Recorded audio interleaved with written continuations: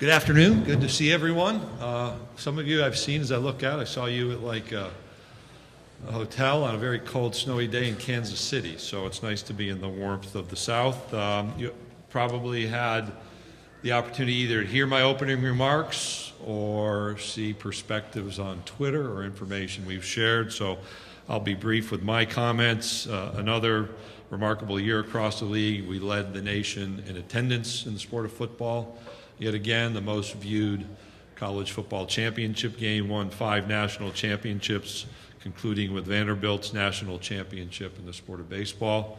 The nice thing about winning the baseball championship is like you don't lose a game for 2 months before the football season begins, so you get to enjoy that.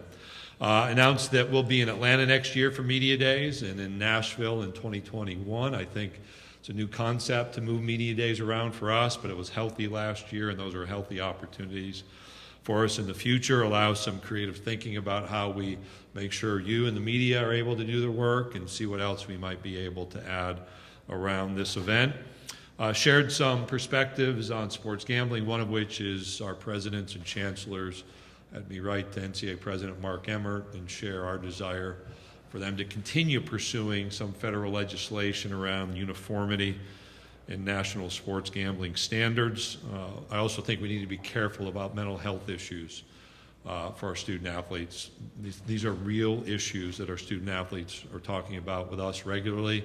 Our campuses do well in supporting and meeting their needs, but we can add to those. We can add to those by doing certain things. I think gambling and the pressure there could be a part of that. I talked a lot about officiating and external review and some of the changes that have taken place, some around how we communicate about officiating. I'm happy to talk about any of those issues or whatever else may be on your mind. So rather than talk for 20 minutes like I did in the big room, let's see what you want to discuss. Hey, it's Andrew Cotton here from KMIZ in Columbia, Missouri. I'm curious, if the Mizzou sanctions do not get overturned, what kind of message do you think the NCAA is sending? I don't want to speculate, so there's a hypothetical there. I think all of these issues are reminders of the need to be overly attentive from a compliance standpoint. I am concerned about what I perceive as a rigid application of a penalty matrix, but the NCAA Board of Directors said, here's the prescribed penalties for activities. It suggests that we may not be in the right place with that penalty structure. Yet the message has been to avoid these problems, and we're going to work to continue to avoid these types of problems in the league. Second row to your right. Tatum Everett, Fox out of Nashville. That was loud. You mentioned healthy options for Media Days, moving it to places. What made Nashville that destination after you have been here and in Atlanta? I'll talk about Atlanta, and then if I can, the College Football Hall of Fame was a natural for us, and so if we were going to move after 30-plus years here in the Birmingham and Hoover area, we wanted to go to places where we thought we had the successful base. In Nashville, given what we do there in basketball, Vanderbilt's presence, the passion for the University of Tennessee locally, but also the accessibility of the city for any other fans or media who want to be a part of the event. In Nashville, we can make that happen. You have a brand new hotel that has been very interested in being a part of this experience, so we look forward to that venue.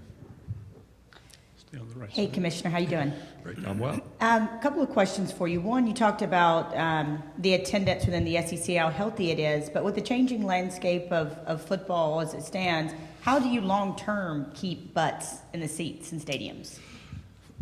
We talk about it every day in some ways, and we're seeing, I don't know if it's a demographic change, if it's an expectation change and ripple effects from the college football playoff. If it's a need to adjust stadiums that may have worked in another setting. We made a change to our alcohol policy that is one of those things that we heard constantly. So from a conference office, we have almost for a decade now been in the activity of fan surveys. Okay. As I think about analytics and researching information, we may be even more active in learning. Our campuses are all active in learning and adjusting, and these attendance issues affect them most directly. And then how do we bring together our directors of marketing to collaborate? It's not about television. We've had every game on TV for decades. Okay. The kickoff times have been varied between early, midday, and late for decades. And so how do we learn and adapt to figure out what's important and where do we need to adjust, and then what can we do to adjust to meet our fans' interests and needs? Those are the types of questions we'll ask continually. The other thing that I was really encouraged that you talked about in your opening statements and here was mental health. Mm-hmm. And obviously with the work that I do with my other hat with changing the narrative, I just know how paramount that is. And to have a commissioner speak about it in their opening statements in the media, I just want to applaud you, because what I have learned is if you start talking about it and take the mask off, then these young people are more and more prone and they feel okay sharing their struggles. I'm curious as a commissioner, because nobody wants to lose a player. Nobody wants to have a player that's struggling inside. As a commissioner, what is your edict to your schools to have increased awareness around mental health? Thank you for your comments first. And those comments are driven by listening to our student athletes in very sincere and specific ways. And your question really is their question, is what can you do as commissioner to help better support the mental health of our student athletes? And that's where we've had really candid conversations about a lot of this need is individualized. So I'm not able to sit in an office in downtown Birmingham and meet the needs of 5,400 student athletes, but we can raise the level of attention. We've also spent time learning about what happens on our campuses, and as I shared, the good news really removes the need for an edict, because our universities, first of all, for their student bodies, because that's a reality as well for young people, be they students or student athletes. Our universities provide mental health counseling, but our athletics departments have done that. We have athletics departments who have added 4, 5, and 6 counselors just to meet those needs. The pressures are different. One moves from a high school setting where they may have been a big deal in a town, and all of a sudden their name's all over the media or social media, hopefully for good things. But at 18, not everyone's prepared for that. And the reality is our universities and their athletics programs are continuing to evolve and helping people meet those challenges. That's the challenge. Here in the middle. Patrick Brickman, WBMA here in Birmingham. It's certainly exciting to have media days moving around to other cities, but where does Hoover stand when it comes to future sites? We didn't announce past 21, and we'll go through a process at some point. We don't have a timeline to consider opportunities. We play our baseball tournament here, and we've had this incredibly successful baseball tournament, part of which is driven by the commitment that the city of Hoover made to the campus around the Met. We had our largest attended baseball tournament. So understand there are a lot of things. A lot of people have interest in the conference, which is great if you're me. And we'll walk through a decision-making process for 22 and beyond. And I would expect Hoover and the Birmingham area would be part of that conversation, along with other metropolitan areas. To the right, fourth row.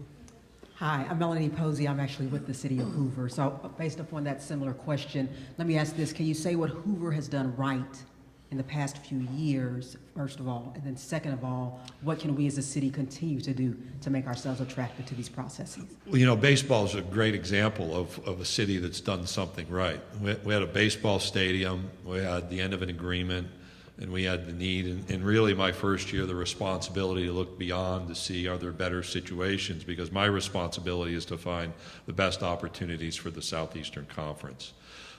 We now have an indoor facility that I think the city benefits from year-round. There was just a basketball tournament there last week that drew our coaches in. You see this playground and recreation area, practice fields. And so they've built this synergy around baseball that I think is a really great answer for baseball. Now, what's the right answer for football media days? Our event has changed. We have more people. We have more needs, more media, and the facility works now, but as we continue to create opportunities, I was on the Marty and McGee show, which takes up a room, so that's another space. You didn't think I was going to talk about Marty and McGee here.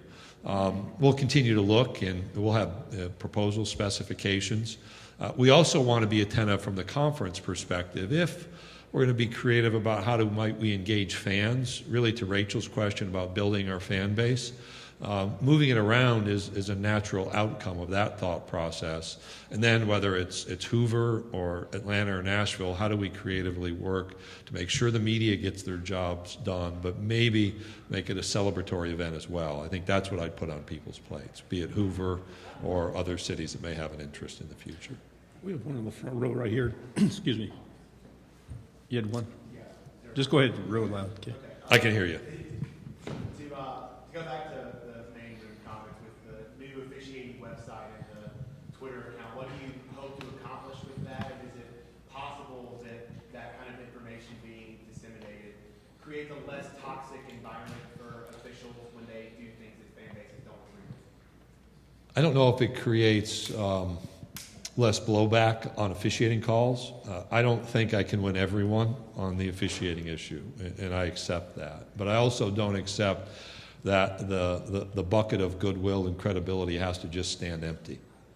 And rather than use the word transparency, how can we educate people about all that goes into our officiating?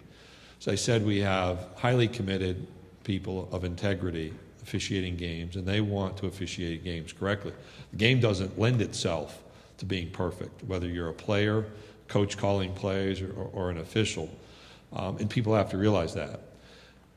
It's not just a Saturday event in football. It's not just a Tuesday, Wednesday, Saturday event in basketball. And we want people to see all the work that goes in, whether it's through the week or through the year. You know, one of the questions was, well, what does Steve Shaw do? You know, Steve Shaw has a full-time job dedicated to supporting officiating, to guiding our program. And that's a level of commitment that's important to us, and one that we'll continue to support and probably expand upon how we support officiating. Here in the front. Clint Schweitzer, Great American Sports Network in Kansas City. Commissioner, you spoke about the sanctions levied to the University of Missouri. How important is it for you to kind of have the backs of institutions like Missouri and other schools in the SEC that may face these kind of adverse situations? The goal for us is very clearly stated to our institutions. It's never to pull down a championship banner, never give back a championship trophy, and never have a team banned from postseason because we can't follow the NCAA's rules or meet their academic standards. That's uniform for everyone.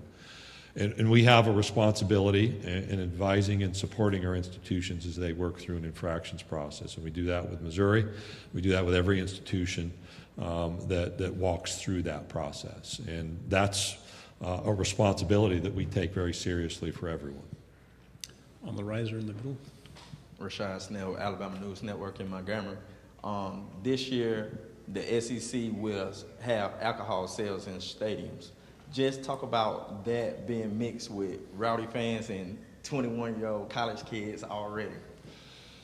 We changed our prohibitive policy on alcohol in the general seating area this year, and we did so after a year-long discussion with the working group, and actually after years of conversation about whether the SEC should continue to be the only conference with this absolute prohibition. The change allows institutions autonomy to make decisions about selling alcohol, but does so within, again, the only conference circumstance where we have management expectations for the sale and availability of alcohol. There's no sales within stands. There's no hawking within the stands. The sales have to be from fixed concession areas. There are specific cutoff times. There are specific management expectations and oversight expectations, and we'll go through the year. We'll learn as we go through the year how many of our institutions sell alcohol. We'll pay attention to public safety issues and determine what adjustments, if any, need to be made in the future. But we expect our institutions to exercise care as they also exercise this opportunity to make alcohol more widely available around athletic events. To your right. Greg, I wanted to ask about the network contract and I guess the Tier 1 contract that's coming up. Would y'all prefer to stay with a broadcast network? Has membership said anything about preferences or anything like that? And when do you think it will be wrapped up, generally speaking? You're asking me about our agreement with CBS? We currently have it with CBS. Well, there are elements of that question that aren't appropriate for me to comment publicly. We've had a great relationship spanning decades with CBS. As I said, we had 10 of the most 20 viewed football games on television last season at the college level. We had the highest viewed college football championship game, and I think we have 5 more seasons with CBS. So we'll work to see what the future may hold. The riser in the back. Scott Carpenter with WLTZ out of Columbus, Georgia.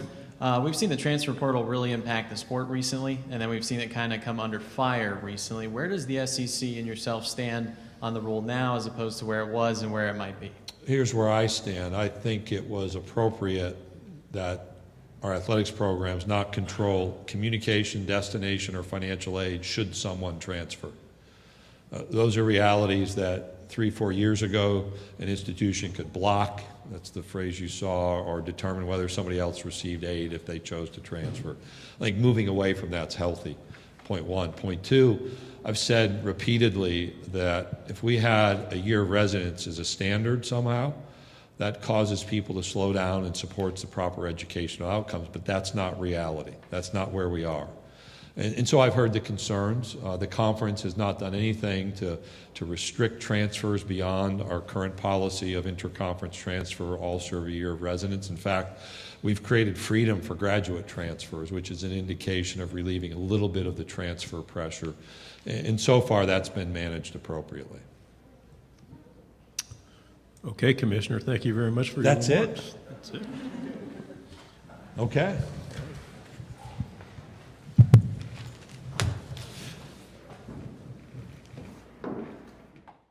This video was brought to you by the Alabama Department of Labor.